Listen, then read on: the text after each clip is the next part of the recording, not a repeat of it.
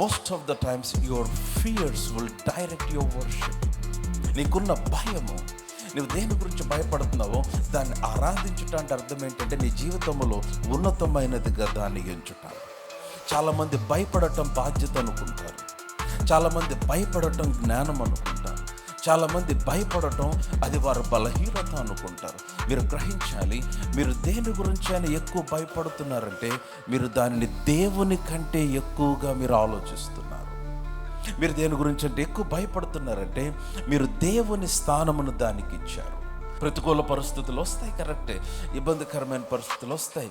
చాలాసార్లు భవిష్యత్తును గురించిన భయము, రేపటిని గురించిన భయము, పిల్లలను గురించిన భయము, ఉద్యోగమును గురించిన భయము, వ్యాపారమును గురించిన భయము, భవిష్యత్తును గురించిన భయము. బట్ ఐఎమ్ టెల్లింగ్ యూ, యేసుక్రీస్తు వారు సిలువలో మరణించినప్పుడు పాపము నుండి విమోచించుటతో పాటు భయము నుంచి కూడా ఆయన మనలను విమోచించి ఉన్నాడు.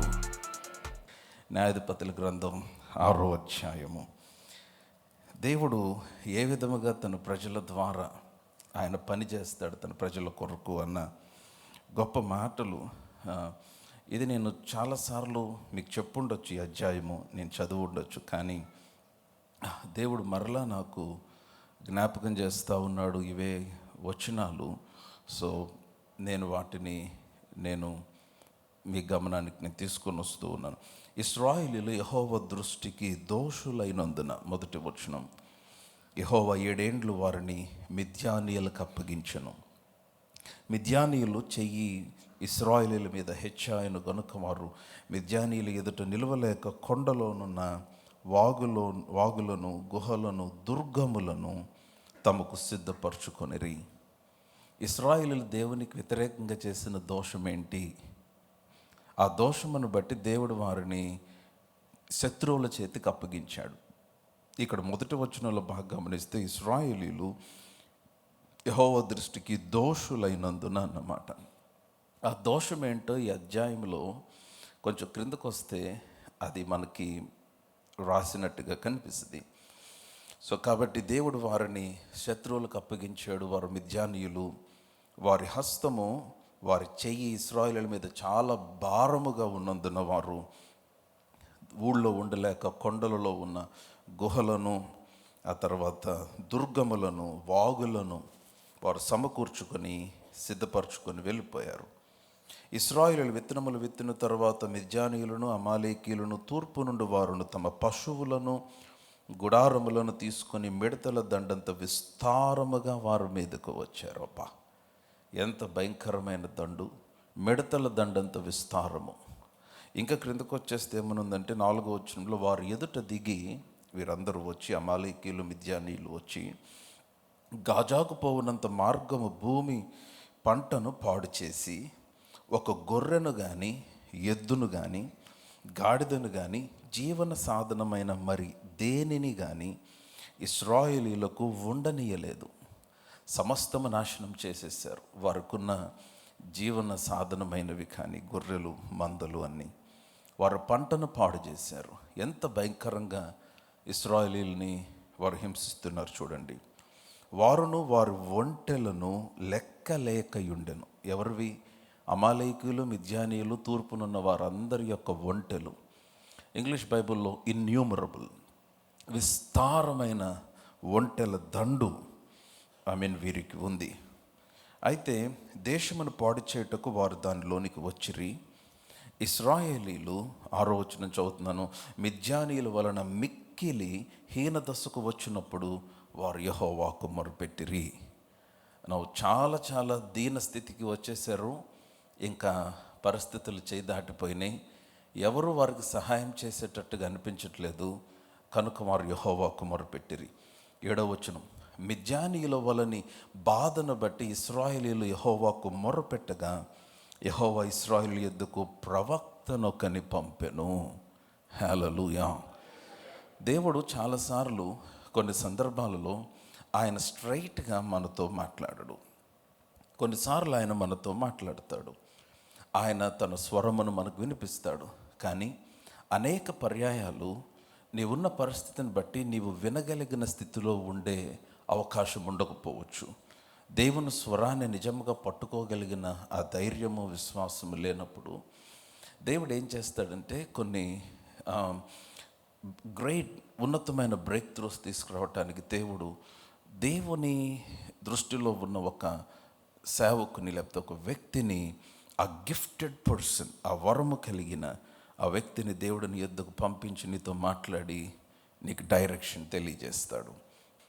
మీరు అందుకనే 10 ఆజ్ఞలలో అన్నాడు, పైన ఆకాశం అందే కానీ, క్రింద భూమి అందే కానీ, భూమి కింద నీళ్ళ అందే కానీ నేను తప్ప వేరొక దేవుడు మీకు ఉండకూడదని దేవుడు చాలా స్పష్టంగా తన ప్రజలకు తెలియజేశాడు. సో కాబట్టి ఇశ్రాయేలీలు వారు ఏం చేశారంటే చాలా పర్యాయాలు దేవునికి చెల్లించవలసిన మహిమను దేవునికి కాక మరొకరికి చెల్లించటంలో చాలా పర్యాయాలు వారు తప్పిపోయినట్లుగా వాక్యంలో మనం చూస్తాం. సో దేవుని దృష్టిలో దోషం ఏంటంటే దేవుని కాక మరొకని దేవుని స్థానం ఇచ్చుట దేవుని దృష్టిలో దోషము. అందుకనే ప్రవక్త మాట్లాడుతూ 9వ వచనంలో ఏమన్నాడు చూడండి, ఐగుప్తీయుల చేతిలో నుండి మిమ్మను బాధించిన వారందరి చేతిలో నుండి మిమ్మను విడిపించి మీ ఎదుట నుండి వారిని తోలివేసి వారి దేశమును మీకిచ్చి తిని మీ దేవుడైన యెహోవాను నేనే. అందరు చెప్పండి నేనే. అంటే దేవుడు ఏమి చెప్పడానికి ట్రై చేస్తున్నాడంటే, మీకు ఐగుప్తీయుల చేతిలో నుండి బయటకు తీసుకొచ్చింది నేను, మిమ్మల్ని బాధించు వారి చేతిలో నుండి బయటకు తీసుకొచ్చింది నేను, మీ ఎదుట నుండి శత్రువులందరినీ తోలివేసింది నేను, ఈ దేశమును మీకు ఇచ్చింది నేను, మీ దేవుడైన యెహోవాను నేను. అయితే నేను మీకు ఏమని ఆజ్ఞాపించానంటే, మీరు నివసించుచున్న అమోరీయుల దేవతలకు భయపడద్దు అని చెప్పాను. యాక్చువల్గా అక్కడ ఏమని చెప్పాలంటే, మీరు దేశంలో నివసిస్తున్న అమోరీయుల దేవతలను పూజించొద్దు అని చెప్పాను, మీరు నా మాట వినలేదు అన్నాడు. కానీ పూజించొద్దు అన్న మాటకు బదులుగా ఆయన భయపడొద్దు అన్నాడు. హలో, నా మాట వింటున్నట్లయితే ఆమె చెప్పండి. అంటే దాని అర్థం ఏంటంటే, మీరు అర్థం చేసుకోవాల్సిన విషయం ఏంటంటే, అనేక పర్యాలు మన జీవితంలో మనకున్న భయములు మన యొక్క ఆరాధనను నడిపిస్తాయి. మీరు దేని గురించి ఎక్కువ భయపడతారో మీకు తెలియకుండా దాన్ని పూజించడం ఆరంభిస్తారు. మీరు కరెక్టే విన్నారు. Most of the times your fears will direct your worship. నీకున్న భయము, నువ్వు దేని గురించి భయపడుతున్నావో దాన్ని ఆరాధించుట అంటే అర్థం ఏంటంటే, నీ జీవితంలో ఉన్నతమైనదిగా దాన్ని ఎంచుట. ఆరాధించుట అంటే అర్థం ఏంటంటే, దేవుని స్థానమును దానికి ఇచ్చుట, దేవుని కంటే ఎక్కువగా దాని గురించి ఆలోచించుట. సో మనుషులకు రకరకాల భయాలు ఉంటాయి. వారి జీవితంలో, వారి వ్యక్తిగత జీవితాల గురించి మనుషులకు వారికి తెలుసు. సో కాబట్టి వీరేం చేశారంటే, అమోరియల దేవతలకు భయపడ్డారు అంటే ఏం చేశారంటే, వారు దేవుడైన యెహోవా స్థానమును అమోరియల దేవతలకి ఇచ్చారు. వారు భయపడ్డారంటే ఏమి చేశారంటే, వారు అమోరియల దేవతలను అనుసరించి నడుచుకోవటం ఆరంభించారు. సో దేవుడు అన్నాడు, because you feared the gods of Amorites instead of me, నన్ను కాక నా స్థానములో మీరు మరొకనికి భయపడ్డారు కనుక మీరు నా దృష్టికి దోషులయ్యారు అన్నాడు. Now look at this thing. భయం అనేది ఎంత భయంకరమైన ఆ రిజల్ట్ని ఒక వ్యక్తి జీవితంలో తీసుకొస్తుందో ఆలోచించారా?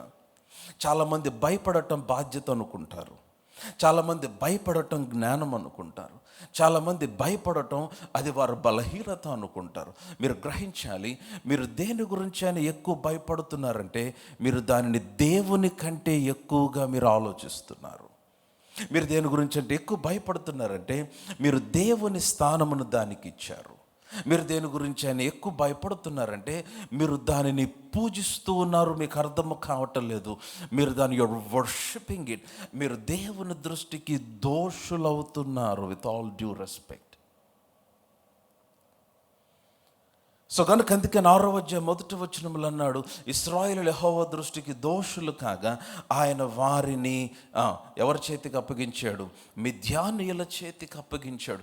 మీకు తెలియకుండా మీరు దేనికైతే భయపడతారో దాని చేత మీరు అధిగమించబడతారు విశ్వాసులారా. ప్రతికూల పరిస్థితులు వస్తాయి, కరెక్టే. ఇబ్బందికరమైన పరిస్థితులు వస్తాయి. చాలాసార్లు మన జీవితాల్లో జరగని వాటిని గురించి చాలామంది ఇంక ఇది ఎప్పుడవుతుంది అని దాని గురించి ఆలోచించినప్పుడు మీకు భయమును కలుగుతుంది. రక్షించబడిన విశ్వాసులు వినాల్సిన, గ్రహించాల్సిన, నమ్మాల్సిన, విశ్వసించాల్సిన ప్రాముఖ్యమైన విషయం ఏంటంటే, దేవుడు యేసుక్రీస్తు వారు మిమ్మల్ని భయము నుంచి శాశ్వతముగా విడిపించి ఉన్నాడు. ఈరోజు ఉదయకాలం ఏదైనా భయముతో మీరు ఇక్కడికి వచ్చి ఉన్నట్లయితే, నజరేయుడైన యేసు నామములో నేను పలుకుతున్నాను, ఆ భయమునకు మీ మీద ఉన్న ఆ పట్టు విరిగిపోవునుగాక. భవిష్యత్తును గురించిన భయము, రేపటిని గురించిన భయము, పిల్లలను గురించిన భయము, ఉద్యోగమును గురించిన భయము, వ్యాపారమును గురించిన భయము, భవిష్యత్తును గురించిన భయము. బట్ ఐఎమ్ టెల్లింగ్ యూ, యేసుక్రీస్తు వారు సిలువలో మరణించినప్పుడు పాపము నుండి విమోచించుటతో పాటు భయము నుంచి కూడా ఆయన మనలను విమోచించి ఉన్నాడు. దాన్ని పౌలు హెబ్రీలకు రాస్తూ అన్నాడు, మరణ భయం అన్నాడు. It's not just the fear of death. మరణ భయమే కాదు యాక్చువల్గా, కానీ దాసత్వం యొక్క భయము, లోకము యొక్క భయము, సాతాను యొక్క భయము, అన్ని విధముల భయముల నుంచి దేవుడు మనలను విమోచించి ఉన్నాడు. చూద్దాం అన్నమాట. హెబ్రీలకు రాసిన పత్రిక 2వ అధ్యాయం దయచేసి చూడండి. The book of Hebrews, the epistle to Hebrews. దేవుని వాక్యం అర్థమవుతున్నట్లయితే ఆమెన్ చెప్తారా? హెబ్రీలకు రాసిన పత్రిక 2వ అధ్యాయము. యేసు ప్రభువారు ఆయన గురించి చెప్పబడిన మాట అది చాలా చాలా అద్భుతమైన మాట. 14వ వచనము నుండి, కాబట్టి ఆ పిల్లలు రక్త మాంసములు గలవారైనందున ఆ ప్రకారమే మరణము యొక్క బలము గలవానిని, అనగా అపవాదిని మరణము ద్వారా నశింపజేయుటకు జీవితకాలమంతయు మరణ భయము చేత దాస్యమునకు లోబడిన వారిని. చూసారా, భయము నిన్ను దాస్యమునకు తీసుకొని వెళ్తుంది. Fear will keep you in bondage. దేని గురించి నువ్వు భయపడిన అమ్మ, నీ జీవితంలో దేవుడు యేసుక్రీస్తు నీవు దేవుడిగా చేసుకున్నప్పుడు, యేసుక్రీస్తుకి నీ జీవితాన్ని అప్పగించుకున్నప్పుడు, నీ జీవితంలో సమస్తమైన వాటికంటే ఆయనే శక్తివంతుడని నీవు గ్రహించాలి. హల్లెలూయా. సో కాబట్టి ఆయన దేవుడుగా ఉండగా కూడా నువ్వు మరొక దాని గురించి నువ్వు భయపడుతున్నావు అంటే అర్థము, దేవునిని నీవు దేవునిగా నమ్మటలేదు. నేచురల్ ఫియర్స్ ఉండొచ్చు, ఎందుకంటే మనుషులము శరీరంతో ఉన్నాము కాబట్టి. కానీ నీకు భయము కలిగినప్పుడు, నీకు తెలియకుండా ఫియర్ అటాక్ చేసినప్పుడు నీవు చేయాల్సిన పని ఏంటంటే, నీకున్న భయములన్నీ తీసుకుని ఆయన పాదముల యొద్ద పెట్టాలి. నీవు ఆయనతో సమయమును గడపాలి. అదే నెక్స్ట్ ప్యాసేజ్లో దేవుడు మాట్లాడతాడు, న్యాయాధిపతుల గ్రంథం. కానీ లుక్ ఎట్ దిస్ వర్డ్స్, మరణము యొక్క బలము గలవానిని, అనగా అపవాదిని మరణము ద్వారా నశింప చేయుటకు జీవితకాలమంతయు మరణ భయము చేత దాస్యమునకు లోబడిన వారిని విడిపించుటకు ఆయన కూడా రక్త మాంసములలో పాలివాడాయను. హల్లెలూయా. సో ఈరోజు నేను అందుకని ప్రభు బలలో మీరు పాలు పొందుచున్నప్పుడు, ఆయన రక్త మాంసములకు సాదృశ్యమైన రొట్టె రసములో మీరు పాలు పొందుచున్నప్పుడు మీరు గ్రహించాల్సిన విషయం ఏంటంటే, క్రీస్తు మిమ్మల్ని వేటి నుంచి అయితే విమోచించాడో వాటన్నిటిని విశ్వాసముతో మీరు అంగీకరించాలి. ఆమేన్. నేను ఇంకొక మాట, కీర్తనకారుడు మాట కూడా ఒకసారి చూద్దాం. కీర్తన 34వ కీర్తనకి రండి ఒకసారి. కీర్తన 34వ కీర్తన చాలా మంచి కీర్తన. అతని యొక్క ప్రార్థన. 103వ కీర్తన కూడా చాలా బాగుంటుంది. 34వ కీర్తన కూడా చాలా బాగుంటుంది. 27వ కీర్తన పోయి 3 కీర్తనలకు మంచి కనెక్షన్ కనిపిస్తుంది. 103కి, 27కి, 34కి. సరే, నేను అవన్నిటినీ నేను చూపించిన, కానీ 34వ కీర్తన దయచేసి చూడండి. నేను 4వ వచనం చదువుతున్నాను. నేను యెహోవా యొద్ద విచారణ చేయగా ఆయన నాకు ఉత్తరం ఇచ్చెను. మీరు చూస్తున్నట్లయితే ఆమేన్ చెప్పండి. అందరం కలిసి చదువుదాం. 1 2 3 నేను యెహోవా యొద్ద విచారణ చేయగా ఆయన నాకు ఉత్తరం ఇచ్చెను. నాకు కలిగిన భయములన్నిటిలో నుండి ఆయన నన్ను తప్పించెను. హల్లెలూయా. మరలా చదువుదాం ఆ మాట అందరం బిగ్గరగా. మీ దగ్గర బైబిల్ ఉందని నమ్ముతాం, లేకపోతే స్క్రీన్ పైన చూసి అందరం కలిసి చదువుదాం. నెక్స్ట్ వీక్ నుంచి బైబిల్ తెచ్చుకోండి. నేను యెహోవా యొద్ద విచారణ చేయగా ఆయన నాకు ఉత్తరం ఇచ్చెను. నాకు కలిగిన భయములన్నిటిలో నుండి ఆయన నన్ను తప్పించును. ఉదయ కాలం నేను మరలా పలుకుచున్న, నిన్ను పట్టుకున్న ప్రతి భయము, దాని యొక్క గ్రిప్, దాని యొక్క పట్టు నీ పై నుంచి విరిగిపోవును గాక. వింటున్నారన్నమాట. ఎన్నిటిలో నుంచి విడిపిస్తానన్నాడు? Put up the screen here. ఎన్నిటిలో నుంచి తప్పిస్తానన్నాడు? భయములు అన్నిటిలో నుండి. హల్లెలూయా. అన్నిటిలో నుంచి. ఇక్కడ అన్నిటి అన్న మాట 34 కీర్తనలో చాలా కనపడతాయి. శ్రమలన్నిటిలో అంటాడు, భయములన్నిటిలో అంటాడు, ఆ తర్వాత తన ఎముకలన్నిటినీ కాపాడును అన్నాడు. అంటే దేవుడు పనిచేస్తే ఆయన సమస్తమును సంపూర్తి అగునట్లుగా ఆయన తన కార్యమును చేస్తాడు. సో కాబట్టి ఇశ్రాయేలీయులు భయపడ్డారు. ప్రవక్త వచ్చి చెప్పాడు. సో దేవుడు తన దాసుని పంపించినప్పుడు, దేవుని దాసుడు ఎట్లాగంటే ఒక డాక్టర్ లాగా నీకున్న సమస్యను డయాగ్నోస్ చేస్తాడు. అసలు సమస్య ఏంటో తెలుసుకుంటాడు. Wrong diagnosis will lead you to wrong treatment. సరిగ్గా డయాగ్నోస్ చేయకపోతే, మంచి డాక్టర్ దగ్గర వెళ్ళకపోతే, తప్పు డయాగ్నోస్ చేస్తే తప్పు ట్రీట్మెంట్ అవుతుంది. సో ఇశ్రాయేలీయుల దగ్గరకు వచ్చి ప్రవక్త వచ్చి చెప్తున్నాడు, హలో, మీకు ఎందుకు మిద్యానీయులు మీ మీదకి వచ్చారు? ఎందుకు అమాలేకీయులు మీ మీదకి వచ్చారు? తూర్పు నుండి వారు ఎందుకు మీ మీదకి వచ్చారు? ఎందుకు వారి హస్తం భారం అయిపోయింది? ఎందుకని ఇంతకాలం మీరు ఇంత హింసించబడుతూ శ్రమపడుతూ సంపాదిస్తున్నారు, తినటానికి ఉండట్లేదు? మీరు పంట వేస్తున్నారు, మీ పంటను పాడు చేస్తున్నారు. మీరు విత్తనములు చల్లుతున్నారు, పంట మీ చేతికి రావట్లేదు.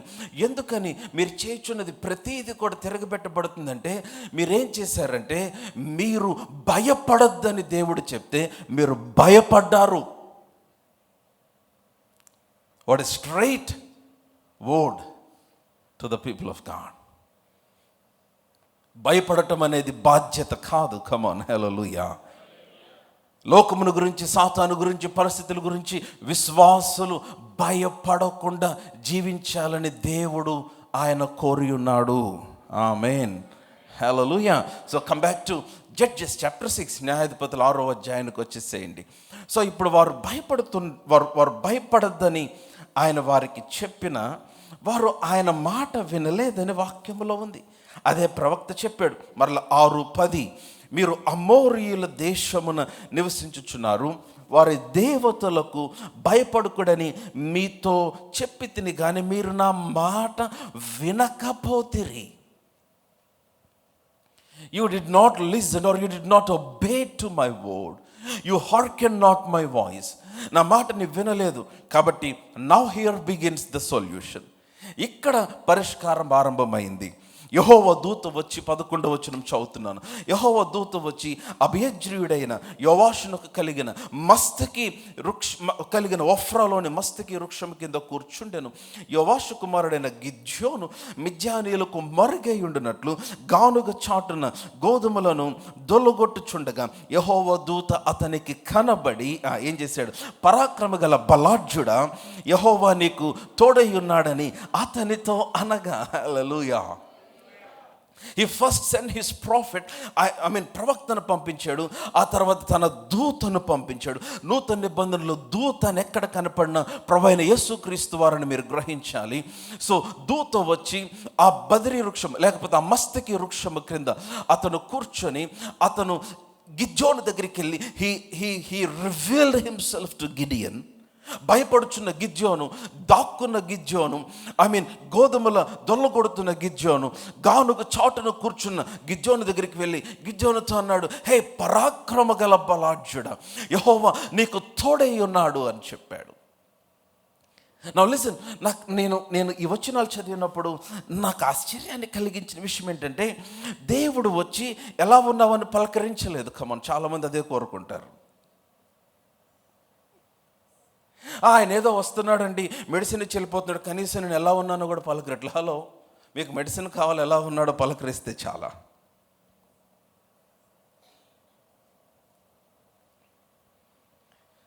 దేవుడు వచ్చి, అరే ఏంటి గిద్యోను చిక్కిపోయావు, ఏంటి లాగేసావు, ఏంటి భయపడుతున్నావు, అయ్యో దిగులు పడబాకు, ఏమీ చెప్పలేదు. డైరెక్ట్గా వచ్చి అన్నాడు గిద్యోనుతో, గిద్యోను, హే నువ్వు పరాక్రమ గల బలాఢ్యుడా, యెహోవా నీకు తోడై ఉన్నాడు, అంతే.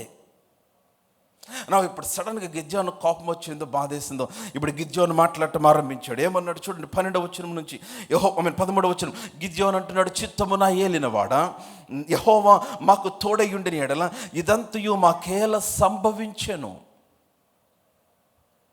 గిడియన్స్ ఆర్గ్యుమెంట్, యెహోవా మాకు తోడై ఉంటే ఇదంతా మాకేల సంభవించెను. మీ బైబిల్లో ఉందో ఆ మాట? హల్లెలూయా. యెహోవా ఐగుప్తుల నుండి మమ్మను రప్పించినని చెప్పాను. మా పితరులు మాకు వివరించి రప్పించినని చెప్పుచు మా పితరులు మాకు వివరించిన ఆయన అద్భుత కార్యములన్నీ ఏమాయను. యెహోవా మమ్మల్ని విడిచిపెట్టి మిద్యానీయుల చేతికి మమ్మను అప్పగించనని అతనితో చెప్పాను. నా ఎంత లిస్ట్ చెప్పాడు గిద్యోను. నేను నీకు తోడై ఉన్నాను గిద్యోను అంటే, యెహోవా నాకు తోడై ఉంటే ఎందుకని మాకు ఈ పరిస్థితి తండ్రి? ఐగుప్తీయుల చేతిలో నుండి మమ్మలను విడిపించినని చెప్పుచు మా పితరులు మాకు చెప్పుచు మాకు వివరించిన అద్భుత కార్యములన్నీ ఏమైపోయినాయి? యెహోవా మమ్మను విడిచిపెట్టి మిద్యానీయుల చేతికి అప్పగించాడు కదా. అంటే ఇప్పుడు దేవుడు యేసు ప్రభు అని చెప్పాలి, లేకపోతే దూత అతనితో మాట్లాడుతూ వర్స్ 14 వచనంలో అన్నాడు, అంతటి యెహోవా అతని తట్టు తిరిగి బలము తెచ్చుకొని వెళ్ళి మిద్యానీయుల చేతుల నుండి ఇశ్రాయేలీయులను రక్షింపుము, నిన్ను పంపిన వాడను నేనే అని చెప్పాడు. Now this is very profound.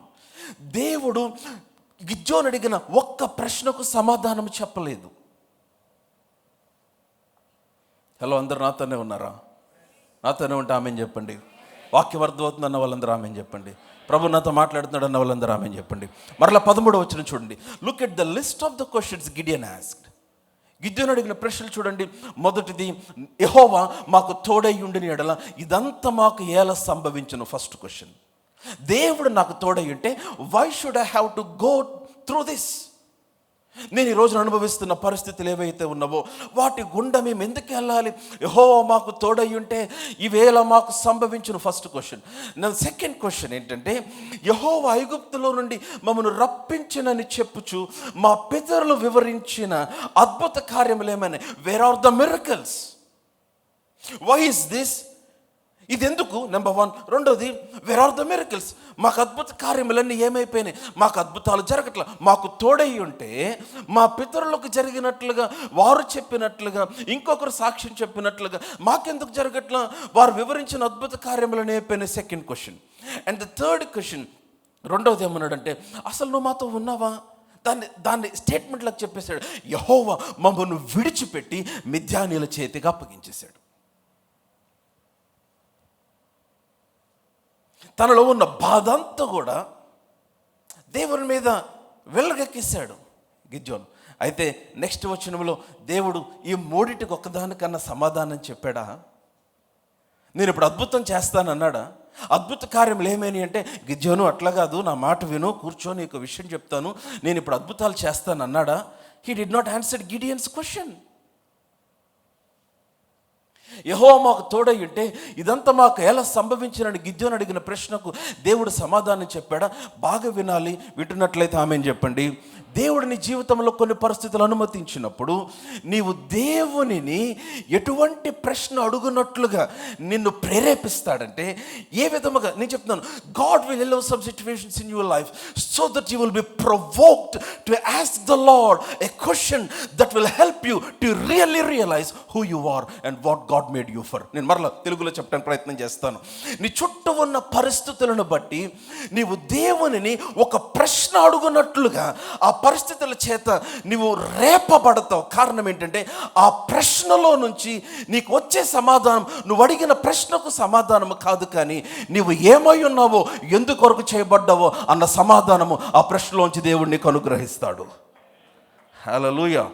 Come on, కొట్టలేదు సరిగ్గా కొట్టండి. Give some praise in this place.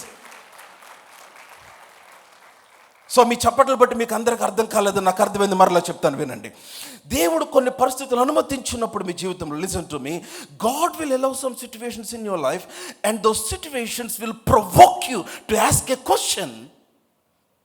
ఆ పరిస్థితులు దేవుని ప్రశ్నించినట్లుగా నిన్ను రేపినప్పుడు, నిన్ను నిన్ను పురుకొల్పినప్పుడు, లేకపోతే నిన్ను ప్రవోక్ చేసినప్పుడు, ఆ ప్రశ్నలో నీవు అడిగిన ప్రశ్నకు కాదు దేవునికి సమాధానం ఇచ్చేది. ఆ ప్రశ్న నువ్వు అడుగునట్లుగా దేవుడు చేయటానికి గల కారణం ఏంటంటే, ఆ ప్రశ్న వలన నీ శక్తి ఏంటో బయటపడుతుంది. ఆ ప్రశ్న వలన నీ సామర్థ్యం ఏంటో దేవుడు విడుదల చేస్తాడు. ఆ ప్రశ్న వలన దేవుడు నీ ద్వారా ఏమి చేయగలడో అది రివీల్ చేయబడుతుంది. హల్లెలూయా. ఎందుకు విడిచిపెట్టాడో దేవుడు చెప్పలేదు, అద్భుత కార్యములు ఏమైనాయో దేవుడు చెప్పలేదు. కానీ ఎందుకు జరిగిందని అడిగితే, అద్భుతములు ఏమైనాయి అని చెప్తే, దేవుడు మమ్మల్ని ఎందుకు విడిచిపెట్టాడని అడిగితే, మమ్మల్ని మిద్యానుల చేతికి అప్పగించాడని చెప్తే, గిద్యోను ఇదిగో ఒకే మనిషిని హతం చేసినట్లు నువ్వు హతం చేస్తావు అన్నాడు. నేను అడిగేది ఏంటి, నువ్వు చెప్పేది ఏంటి? Hello, are you all with me? ప్రతికూల పరిస్థితులు వచ్చినప్పుడు, ఆ ప్రతికూల పరిస్థితులు will provoke you to question God. ఆ పరిస్థితులు దేవుణ్ణి ప్రశ్నించడానికి ప్రేరేపిస్తాయి, రేపుతాయి. దేవుని మీద వ్యతిరేక భావాన్ని పెంచడానికి రేపుతాయి. దేవుని మీద ఆ ప్రశ్న, ఎందుకు ప్రభువా, ఎందుకు ఇది అన్న ఆ సీరియస్నెస్ నీలో వచ్చినప్పుడు, ఆ ప్రశ్న నువ్వు దేవుని అడిగినప్పుడు, ఆ ప్రశ్నకు సమాధానం ఇస్తే అక్కడితో క్లోజ్ అయిపోద్ది కాదు. దేవుని ఉద్దేశం అది కాదు. ఆ ప్రశ్నకు సమాధి ఇవ్వటం కాదు, ఆ ప్రశ్న నీ ద్వారా పరిష్కరించటం దేవుని ఉద్దేశం అయి ఉన్నది.